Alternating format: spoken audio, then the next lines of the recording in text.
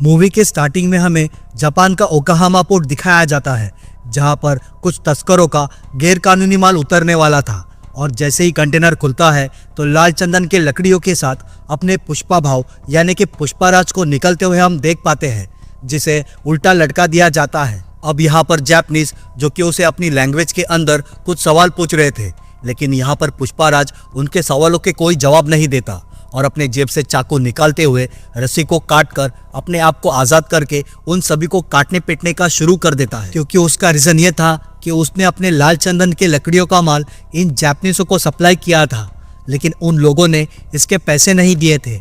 इसलिए अपने पैसे की वसूली के लिए इन जापानीज़ों से फाइट करते हुए हम देख पाते हैं। और इस दौरान उनसे लड़ते हुए पुष्पा को गोली लग जाती है और वो अपने बचपन के फ्लैशबैक में चला जाता है। वहां पर वो अपने आप को इसी तरह से पानी में गिरते हुए देखता है और तब इस भयानक सपने से पुष्पा की नींद खुल जाती है। उसके बाद सीन शिफ्ट होकर मूवी की स्टोरी पार्ट 1 के कुछ टाइम के बाद से दिखाई जाती है। अब यहाँ पर पुष्पा की शादी श्रीवल्ली से हो चुकी है और उसी के साथ साथ पुष्पाराज सिंडिकेट का लीडर बनने से उसकी रिस्पेक्ट और इनकम बहुत ज्यादा बढ़ गई है। और यहाँ पर दूसरी तरफ पुलिस ऑफिसर भंवर सिंह शेखावत को दिखाया जाता है, जिसे पुष्पा ने मूवी के फर्स्ट पार्ट में बेइज्जत करके उसके कपड़े उतारे थे और उसकी रिश्वत की मांग को ठुकराया था। वह अचानक कहीं गायब हो चुका है, जिससे सबको यह लगता है कि शर्म के मारे उसने अपनी पुलिस की नौकरी छोड़ दी है और कहीं पर भाग चुका है। लेकिन वह असल में पुष्पा से अपना बदला लेने की तैयारी में लग चुका था। बदले की आग में जल रहा भंवर सिंह शेखावत एक दिन अपना भेष बदल के पुष्पा के मजदूरों के साथ शामिल होता है और जंगल में लाल चंदन की कटाई करने लगता है।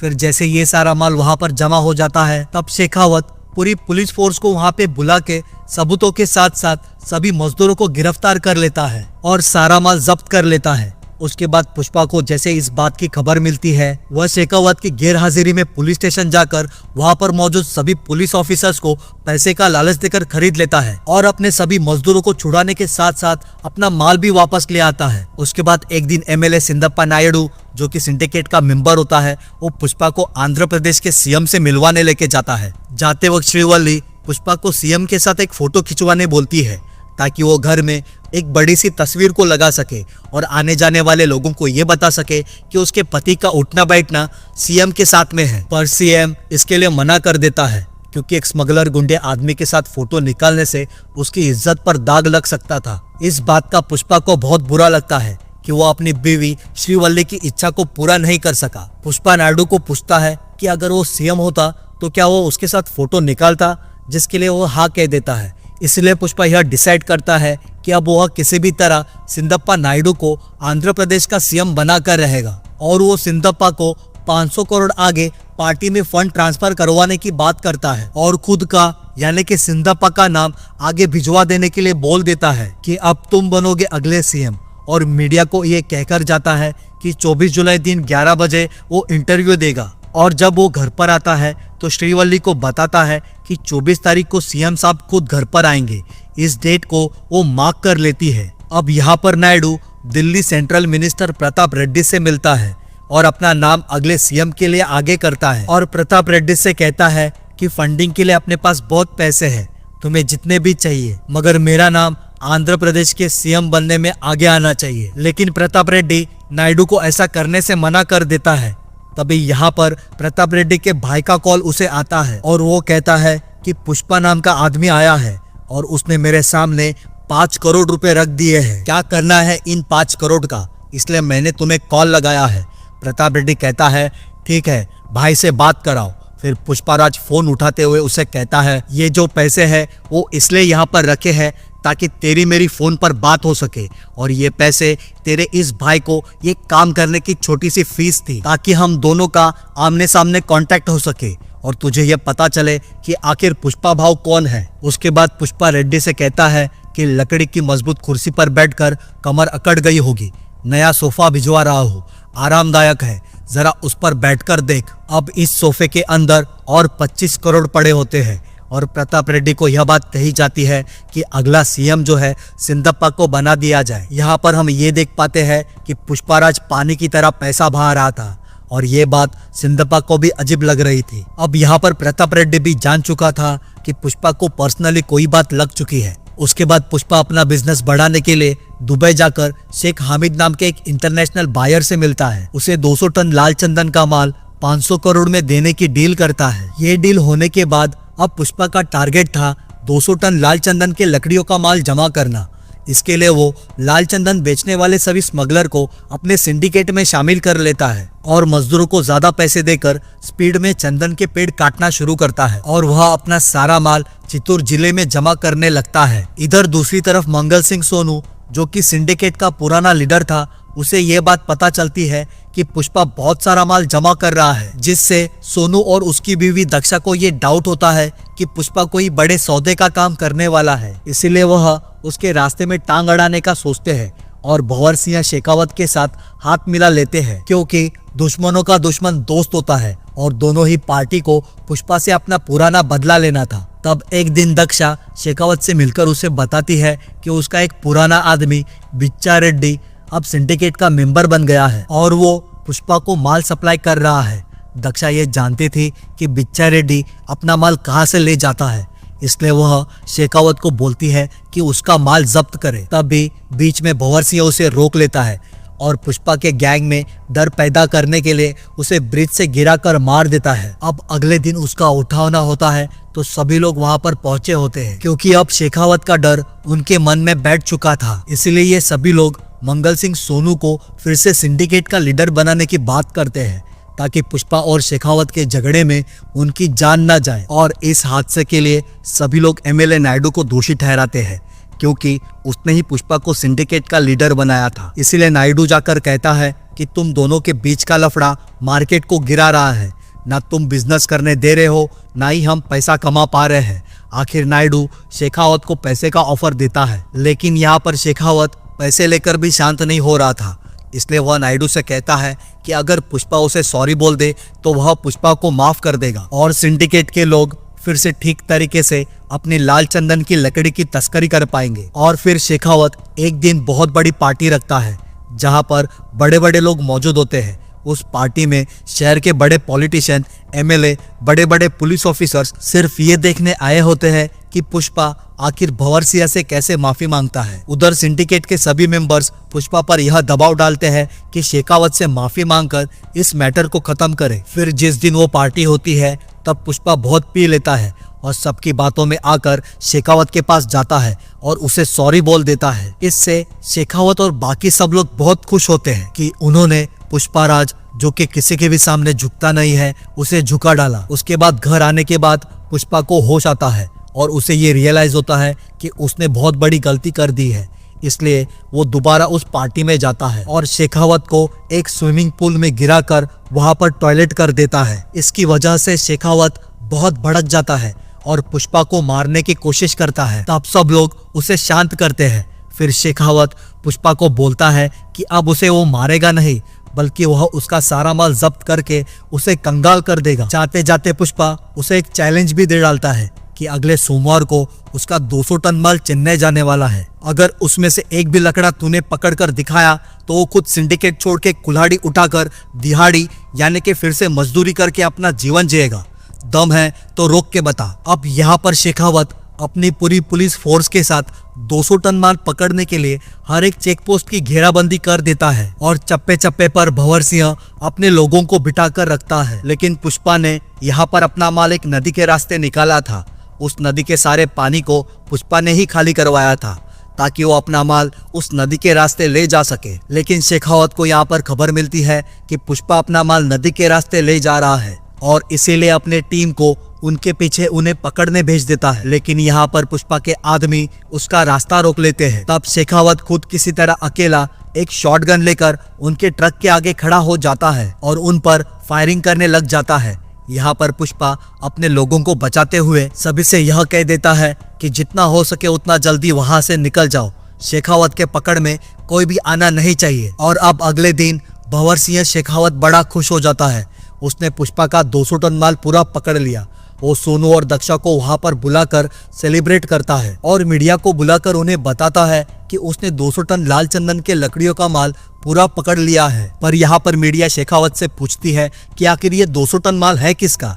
शेखावत उन्हें नाम बताने जाता है, तब सोनू और दक्षा शेखावत को साइड में ले जाकर उसे बताते हैं कि वह असली माल नहीं है बल्कि एक दूसरा सस्ता लकड़ा है जो कि लाल चंदन जैसा ही दिखता है। फिर पुलिस वालों को एक बैलगाड़ी मिलती है जो कि माल पकड़ते वक्त बीच में आ गई थी। शेखावत जब उसे चेक करता है तो उसे पता चलता है कि वह बैलगाड़ी लाल चंदन के लकड़ियों से बनाई गई है। इसका मतलब पुष्पा ने असली चंदन के लकड़ियों के माल को बैलगाड़ियां बनाकर चेन्नई भिजवाया था और उन सभी ट्रक में नकली माल भरकर पुलिस का ध्यान भटकाया था। तभी पुष्पा पुलिस स्टेशन के सामने आता है और शेखावत का मजाक उड़ाते हुए उसे कहता है, जो कि इस मूवी का फेमस डायलॉग है, वो अब फायर नहीं रहा, वो बन चुका है वाइल्ड फायर। और फिर वो उस बैलगाड़ी को बम से तबाह कर देता है ताकि पुलिस यानी कि शेखावत को लाल चंदन के लकड़ियों का एक भी टुकड़ा ना मिले। और इस तरह से पुष्पा ने शेखावत को दी हुई चैलेंज पुष्पा जीत जाता है। उसके बाद मूवी की स्टोरी आगे बढ़ती है।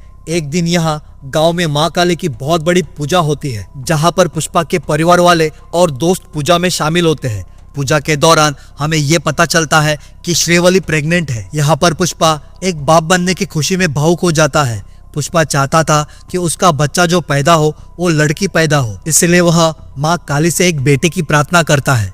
क्योंकि पुष्पा का कोई सरनेम नहीं था, इसलिए वह चाहता था कि उसे एक बेटी पैदा हो ताकि शादी के बाद उसे नया नाम मिल सके। इसलिए वह माँ काली के सामने एक महिला का रूप लेकर पूजा में नाचकर अपने लिए एक बेटी की प्रार्थना करता है। तब भी वह पूजा के बाद कुछ गुंडे एक लड़की को छेड़ देते हैं। वो पुष्पा के सौतेले भाई मोहन की बेटी होती है। ये लड़की हमेशा से ही पुष्पा को अपना चाचा मानती थी, जिसकी वजह से पुष्पा अब इस लड़की की इज्जत को बचाने आ जाता है और यहाँ पर उनके बीच जबरदस्त फाइट होती है और उन सभी गुंडों को पुष्पा बहुत मारता है। इसके बावजूद मोहन, जो कि पुष्पा का बड़ा भाई, अपने परिवार से उसे दूर रहने कहता है, क्योंकि इस परिवार ने हमेशा से ही पुष्पा को नाकारा ही समझा था, कभी अपना माना ही नहीं था। इसीलिए वो इस बार भी उसे खरी खोटी सुनाने लगता है।